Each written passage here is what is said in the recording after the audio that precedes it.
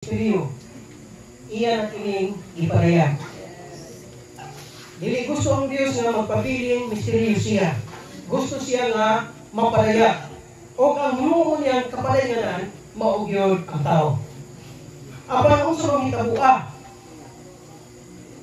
imbis kay ang tao, nga gihimo sa Dios sa palayganan, mudangan man o kamatayon. Ha? Giingan man kanini nga, human sa kamatayon na ba, mao ang paghukom. Sunod ay delikado ang kinabuhi sa tao kung dili ni angay karon nga mabalansi. Dinhi gipakita sa Johano 9:27 nga ang tao gibutan gitudlo nga mamatay kas-a human ana mauna ang paghukom. Gitagana na ang tao. Human ang tao napakyas dito sa talamon sa itin, giingnan siya sa Diyos nga sa adlaw nga mukaon kaniini, katong kahoy nga tudlo sa Diyos nga dili ipakaon sa tao. Katong kahoy sa kahimalo sa pag-ila sa mayo o sa dautan. Giingnan sila, dili mo mukaon ani. Kay sa adlaw nga mukaon mo ani, mamatay mo. Ang Diyos dili gibuta sa timuha, niya timuha nga ang tao ngayon gibuhat sama siyang dagway aron padayon makapadayag niya undangan lang sa kamatayon. Kung sa may maayos sa kamatayon, wala kayo maayos sa kamatayon. Dahil silang tugon sa kasubuan sa Levitico, giwag mo dito nga ang tao nga makahikap lang ha, sa patay lawas sa mananap. Mahugaw siya 7 kadlaw. Unsa ka grabe nga sala. Kung makabuhat ng kagsala, inisugin nimo, mapasaliman, inigihaw nimo o mananap sa kasubuan ng tugon. Pero kung makahikap ang tao o mananap nga patay, magtatag siya og 7 kadlaw, ay hapa siya mahinluan. Pero kita yan o, na ay minahalan to sinabuhi mamatay? Ha? Musulong ka? Gusto mangain ita na dili unta magulag sa atong pananaw? Labi na kayo singtundan ang pagbati sa kasakit nga nawad-an siya sa iyang kauban sa kinabuhi. Pero makita ang tanato, unsa ka delikado kining kamatayon. Gitudlo sa Dios, kunya naay katapusan mao ang paghukom. Ang hinungdan sa taong mamatay mao sala. Kunya ang kinabuhi sa tao man makasala, angay ragyod nga mamatay. Ha? Kung sa may ingon sa Ginoo sa Genesis 3:19, human kasala ang tao. Insya sa simong naong, magkaon ka sa tinapay, hangtod nga mapauli ka sa yuta. Oh. Natudlog yun ang tao nga mapanulong sa iyang panunan. O walay isang kinsang tao nga makaikyas ini. Nakaduhog ba mo kung na tao nga nabanaw, nga wala na mong utro o kamatay? Bisan gani ang mga bangtugang doktor nag-eskwela o medisina, wala sila makakaplag o tambal nga makabuhi o patay. Bisan pa gani ang doktor nag-eskwela o pila ka tuig, 8 ka tuig, 10 ka tuig, pero sila kung umabot ang kamatayon, di yun makikyas. Ang kamatayon wala gipili.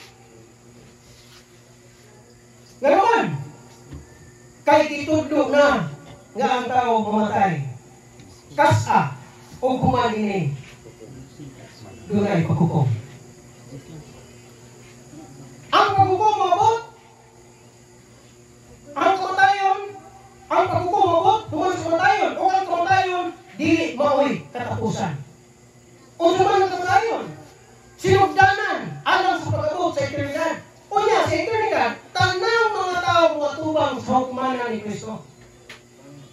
walay makaikyas. Dili ka makaingon nga ikaw bantugan din sa yuta. Ilalo ka. Milyonaryo daghang kwarta. May natagpon ka sa imong silingan. Masimbahon ka. Tanan mo atubang sa hukmanan ni Kristo. O mudawat ang tao sa nabuhat sa iyong lawas. Mao'y itumbas kung unsay iyang nabuhat. Giskutan sa Kristo niya sa ikadawang namulong, ingon siya nga, bulaan o balaan ang tao nga namatay, kasukat karon namatay diha sa Ginoo. Bulaan, nagaingon ang Espiritu Santo. Kay siya, makapahulay na. Muna ato isuon karon. Lawas nung papahulay, nakapahulay. Dili naman na siya mulihog diha. Wala na siya trabahoon. Pero ang iyang pagpahulay, doon ay palaboton. Ngano? Kamatayo man. Kung unsa ang iyang pagkinabuhi, niiniyutaan. Iya man niya ning dawaton sa umulabot ng panahon sa eternidad, sa pagbalik sa Ginoo aron sa paghukom sa tanan ng mga tao.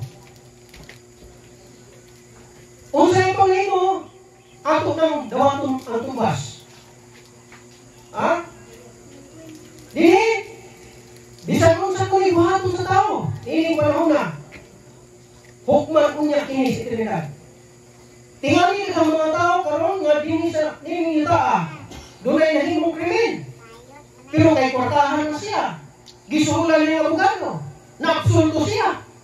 Pero sa tubangan sa Ginoo, dili siya makalinawas. Nga naman, ang paghukom sa atong Diyos, walay pinalabi o dili matabang himhit. Kung unsay atong nabuhat, mao niya na ang iyang tubasan. Busa ka kinahanglan na mga dam. Gingon pa gini. Nga daghang naguna nga duwas na sila sa Señor kung mamatay na sila. Dili na mo katarungan kay sa akong giingnan. Ang kamatayon dili maoy katapusan. Kung dili pagsugod og bag-ong eternidad, diin ang tao matubang sa hukmanan ni Kristo. Ang gibuhat sa tao dili masugat pinagi sa kamatayon. Sa pagkatinuod ang kamatayon, dili mo ang katapusan sa tanang utang. Ang tanang paghukom sa umalabot sa eternidad. Ang tanang hukman sa umalabot ng eternidad. Busa kay mo ang kahimta sa tao. Kinahanglan nga ato daan kini karon nga ato dungon. Ha? Gini ang resulta sa paghukom. Gini. Wala yung usan wala, gayon makabuhat o sala, niining panahon na. Kinsay mo pataas sa kamot, na wala, kinsay sala na buhat. Karon, kinisa itong taliwala. Ha? Wala gibusa. Ngano? Roma 3, Jis. Wala'y matarong, wala bisan usa. 12. Wala'y bisan 15, nga wala magpakasala. Tanan, nakasala. Busa, kay nakasalaman. Kinahanglan nga muatubang unya ta sa hukmanan ni Kristo. Mga igsoon, ang atong kaluwasan nga nadawat, dili na mo itumong sa Dios. Ang kaluwasan nga atong gidawat, palagianan na nga matuman sa Dios ang itinuha niyang buhaton diha sa tao. Ang kaluwasan mo ay palagianan nga ang tao makaikyas, gikan sa hukom sa silot, sa diyan ang tao nasala. Gitubos, giluwas sa Dios. Anong sa tuyo ang tao, magkamatun ng paglaong. Muna na atong giawid dahil na. Apan, dili man higo diha. Ayaw pagsarig, na nakahinto na ka sa Ginoo, nakadawat ka sa kaluwasan, na si Kristo nagpuyo sa sulod nimo, pero wala nimo siya ikinabuhi. Wala nimo bansaya ang iyang kinabuhi matagalaw. Wala ka mo pahinulos niya. Wala siya mutubog sa sulod nimo.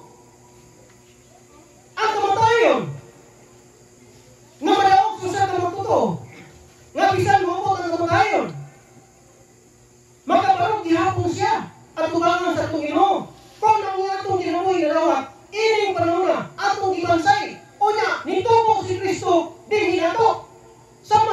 ni Pablo. Pilipos, Kapitulo 1, ingon siya, wala kong tayo makapaunaw na ko. Sa gihapon bisan karon, magpadako si Kristo din sa kong lawas. Pinaagi ba sa kinabuhi o pinaagi sa kamatayon? Dahil na ito, morning kamatayon na ang iingon sa salmo, ngangili sa pananaw niyo ba ang kamatayon sa iyang mga walaan. Mo po din ingon ang Apostol Pablo, alang kanako ang pagkabuhi, mao si Kristo, o ang kamatayon, mao'y pagdaog. So nagpasagot kini nga atong kinabuhi karon dili pa hilwas. Bisan kung ingon nato nakadawat na ta sa kinabuhi sa Ginoo, apan sa akong giingona, kung dili ta magbansay pag kinabuhi, ining kinabuhi dili matransforma ang atong kalag. Unsaon man nato unya pagkalikawas kung maabot ang atong kamatayon sa pagkatubang sa atong Ginoo. Busa ang atong gikinahanglan. Hebreo 9:25, ingon siya, dili nato biyaan ang atong panagkatigom. Dahil mo Ginoo, ang panagkatigom nato nga nakadawat sa kinabuhi sa Ginoo, mao ang atong panginabuhi sa Kristohanong kinabuhi. Uban sa mga igsoon o sa tanang magpahinulo sa Ginoo, anang panahon sa malursi. Wala untay usa nato nga dili unta ang tigom. Kung dili magtinuha ta nga panahon sa adlaw sa Ginoo, mutigom ta tanan aron manginabuhi. O nya tibuok adlaw, tibuok semana, atong ibansay, atong ikinabuhi, nagpahimulos sa Ginoo. Kung maabot man ang kamatayon, naatay kasiguruhan. Basta ang atong kinabuhi, hindala sa pagkanto. Ang kaluwasan, unang ang gihatag sa Ginoo nato, mao ang atong espiritong patay iyang gibuhi. Apan dili lang taman ang atong espiritong patay gibuhi, kundi tinuha pa niya nga transformahon ang atong kalag. Muna si Apostol Pablo sa Roma 12 ingon siya, dili mo mapaumol o yun yung panahon na magpatransforma hinon mo sa pagpabago sa inyong sarabutan. Aron masutan ninyo unsa ang maayo o pagkapahimot o hindi nga kabubuton sa Dios. Aron halad na to, aron nga ang atong pagkinabuhi mahimong natransforma ang atong pamumuno. Sa versikulo 1, doon siya, ihalad ninyo ang inyong mga halad, inyong mga lawas, ingon nga halad nga buhi. Hinangtunon sa Dios o may inyong makatunganong pag-alagad. Ang tinguha sa Dios, mao nga mahimaya siya din na to. Unang niyang gibuhi ang atong patay ng Espiritu. Apan kakinahanglan ang atong kalag, ang atong pagkatao, mabago. O kung laing makabago nini, maura ang Ginoo nga naa sa sulod nato. Matatagan siya panahon nga makalihok. Kadang giingon sa Epistle 3:17, nga mubalahi siya sa atong kasing-kasing. Iyang panag-iyahon ang atong kasing-kasing. Bukos na iyang maakubahan, matuhuban. Kung yung atong kasing-kasing, kumpos mo ni sa tulong kabahin sa kalag, nga mga atong persona, o sa kabahin sa atong Espiritu, kaya ang tao mo na may tulong kabahin. Espiritu ka lang maglawas. Kung yung atong pagkatao, nga hindi mo sa una-una pagbuot, nga i-conclude kasing-kasing, sa kulunyan hong kasing-kasing, nga maunay mong kiling sa mga butang sa Diyos. Kung dili ang atong kasing-kasing, mahigugma sa Ginoo, dili makabuhat siya sa atong Espiritu pag-abot sa atong kalag. So, kinahanglan ato din at imanon mong ison. Dahil ko Ginoo, dili pa ala na ito urahi ang panahon. Napay ginhawa nga nagsulod gawa sa atong ilong. Ang atong dugo naglatay pa sa atong kaugatan. Mayon pa nato nga karong adlaw mapamuslan pa nato siya. Aron nga makinabuhi nato siya sa kinabuhi nga iyang gikinahanglan. Maaprubahan ta nga na niya nga ato siya ibansay mga tagadlaw. Nagpahimulos niya. Mao ni ang gikinahanglan sa atong Ginoo. Aron kumabot ang atong kamatayon. Praise the Lord! Natay kasiguruhan mo ngayon. Sa ako nang ingon, ang kaluwasan, dili maoy katapusan. Dili maoy tumong. Kundi ang kaluwasan. Pagilang aron makapon sa Dios ang iyang tinuha. Nga ang tao na iyang tinuha, makapadayag sa hingpit niya. Iyan ning buhaton, kinahinay. Musugot pa ta. Kung musugot ta, mabulahan ta. Buntag sa iyo ang Ginoo mamukaw. Bako na, tawag na ako. Ha, di ba? Una na itong buhaton. Pagkagisong kay ang Ginoo mahunghong na sa Ginoo, bako na, kay buntag na. Muhiwig ka, ikaw, oh, Lord Jesus. Paghuman, mubiyak yung ka sa daanan. Dayon, mga muyong kaniya. Mubukas niya. Dayon, mapahimulos niya. Tibok adlaw, natay kabili. Tibok adlaw, natay panagang. Gikan sa tanang taktika sa kaway. Kaya ang kaway, mangangin din siya. Dili siya gusto na siya itambog sa linaw kalayo.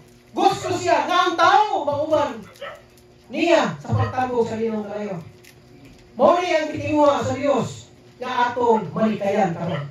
So salamat sa Ginoo sa iyang mga pulong. Alam na to, gibutang kini nga chance. Ha?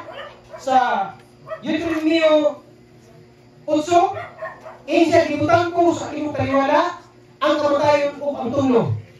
Pili kinabuhi o ang tulo. Pili ang kinabuhi aron mapanalaningan ta. So, dahil Ginoo, ang kinabuhi, ikaw na ta.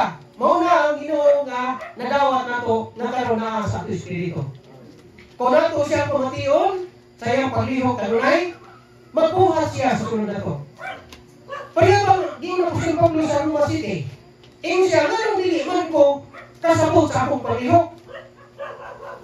Roma City, 17. Ingon siya, buot kong mabuhat ko mayo, pero dili man ko kabuhat ko mayo. Ang hinun ako buhaton, mamay ako nabuhat. Ingon siya, karon nasayod ko, nga walay maayo, nga nagpuyo sa akong unod. Ingon na siya sa 24. Alaot ko, nga tao, kinsay mo pagkawas na ako, gikan nining lawas sa sala o tumantayon. Ang tubag, Roma 8:1. Roma 8:2. Insya apan, pinagi sa balaod sa Espiritu sa kinabuhi, nagpahigawas na ako, gikan sa balaod sa sala o kamatayon. Balaod sa Espiritu sa kinabuhi, nagkaroon sa ating Espiritu. Ang atong ikinahanglan, kanunay na nato siyang talugon. Anong makalihok siya? Mookupar sa atong nauna pagbati pagbuot. Ang atong nauna, surupan sa iyong nauna. Ang atong pagbati, surupan sa iyong pagbati. Ang atong pagbuot, mapasakopo niya. Ang resulta na, matransforma ta. Unya sa pagbalik sa Ginoo, ang atong lawas, ilisdan na dayon, o lawas na may mayaon. Kung buhay tayo ibalik sa Ginoo, buhay tayo yan. Kung patay ta, banaon ta, nga magsulong og lawas, nga lawas nga sama na sa atong Ginoo. Di ba nindot niya ang atong dagatan? Pero hangay tang mabuhat karon. Juan 9:4, 9:5, samtang adlawan pa, magbuhat kita sa kabuoton niya. Kay maabot ang kagabion, na wala na isang kinsa nga magkatrabaho. Buot ito sabot, magbuhat ta sa kabuoton niya. Kung sa may kabuoton niya, mao nga mopahimulos sa niya. Kabuoton niya nga mausa na niya. Kabuoton niya nga mapadayag siya din nato. Kita mo imuhimo ini. Ang buot pasabot na maabot ang kagabion, sama ini nga itong isuon. Patay na. Wala na yung mahimo siya. Ang iyang paabuton, mao na lang niya ang adlaw sa pagpamanaw.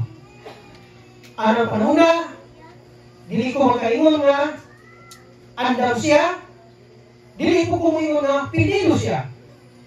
Pag-abot sa humanan, muatubang man siya. Muatubang man ta. Ang Ginoo na o siya, mo ay magsabot. Ang Ginoo o kita. mo'y pakigsabot unya anang panuna. Lamang karon nga buhi na ka ato daaning panlinusugan. Ha?